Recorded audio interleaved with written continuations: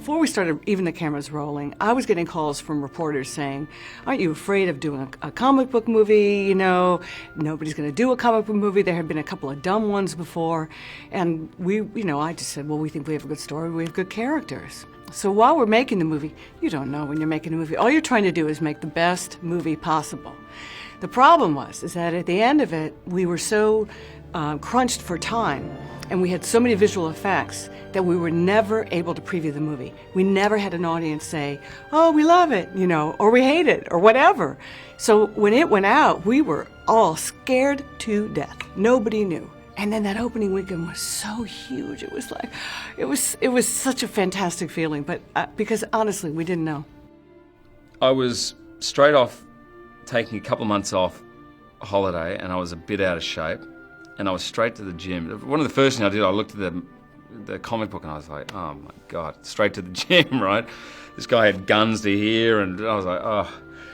And I'd never read them, and Bryan didn't want me to read any of the comic books because he didn't want me to come with some sort of two-dimensional cartoony thing, and which I understood.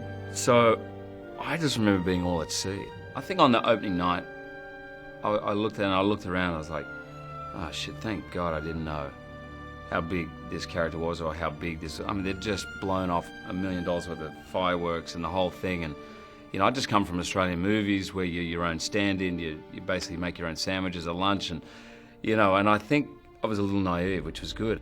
I didn't think it was going to be good. I thought it was going to be fine. When we wrapped, we honestly were so exhausted after that first movie. It was such a, I think we shot for 5.5 months or something. It was almost 6 months. And, it was in the winter of Toronto. It was like miserable. It was miserably cold. It was, we were having to reshoot everything. And it's hard to gauge what the movie's going to be like, or if it's going to be a good film, when you're filming it, this type of movie, because you go in and you shoot maybe a quarter of a page a day against a green screen or a blue screen or something, and you go, well, hopefully that'll cut together fine. But honestly, I wasn't expecting. I thought it was going to be fine, but there were so many things that reeked of this movie has problems. We were terrified. We were terrified that we had jumped into this world and we liked it and loved it, and everyone else would think we were complete nuts, that we were geeks, that we were living on a different planet. What were you smoking? There was, for me, with X-Men 1, I suppose about the same sort of pressure as there was 15 years ago when I first walked onto the bridge of the Enterprise. Perhaps a little bit more 15 years ago because I was less experienced in the matters of film and certainly much less confident in Hollywood. And I was more aware of Star Trek than I had been of X-Men, although I read comic books as a child and over the years actually have become quite enthusiastic. I had some unease about it, partly because I felt that one big significant franchise and one iconic character in an actor's lifetime ought to be enough.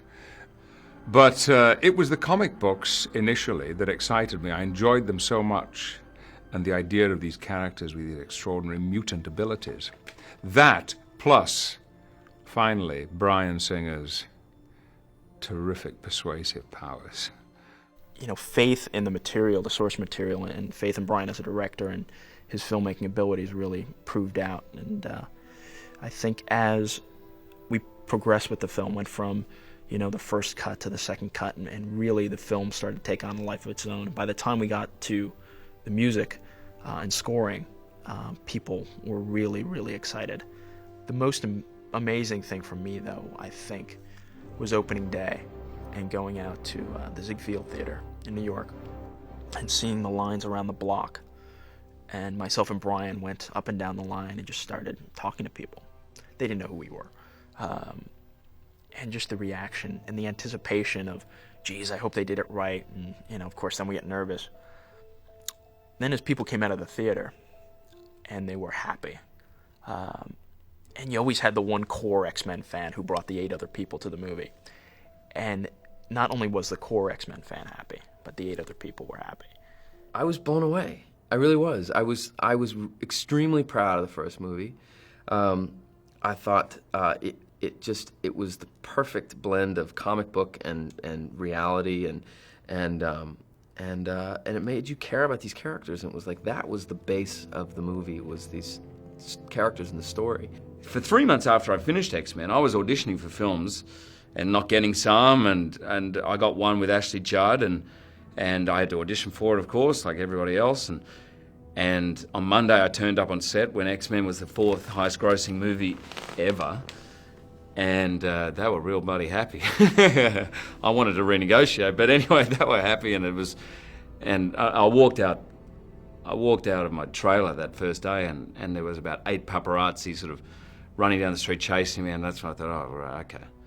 It surprised the hell out of me, but that's when I realized that my career had changed, you know. X-Men is going to last. It's going to endure because it's about themes that have resonated for decades and will resonate, about tolerance, about how we treat each other, how we're going to live. Those things don't go away. I never really, was never really given any kind of clue that, you know, if we do this again, you might be in it. Like, I didn't really know. I mean, I assumed that, actually, I never really thought about it too much until people were like, hey, are they going to make a sequel? And I was like, you know, right after the movie came out, I was like, I don't really know. Oh, well, you should be in it because, you know, you and Rogue had this thing and you sent her off, but I think you should be nice to her again. You guys could be like a couple or whatever. So a lot of people were kind of saying that to me, but I was kind of like, oh yeah, that'd be kind of cool. But I really had no idea. I didn't know. I mean, I was hoping and I was thinking about it, and like, you know, it could definitely work, but I was really given no kind of hint that it would happen. And then sort of while this one kind of became, you know, the script and the rumors started going around, that's when I started to hear like, oh yeah, maybe you might be in this one. But first time around, I had no idea. It was kind of like, if it does, you know, if I'm in the second one, that'd be great. But if not, you know, it was just a good time.